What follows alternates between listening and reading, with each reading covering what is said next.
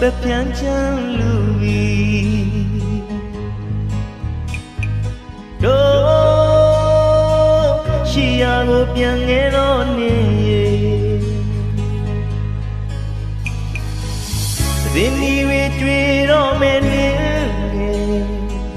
ပြန်လာပါရင်ငွေဦးစီးပြန်ခဲ့တော့ပြန်လာခဲ့ပါတော့နေတို့ရင်မမျောရင်တန်တာနေတို့သစ္စာလို့ပွင့်တော့ပန်းတို့မြေ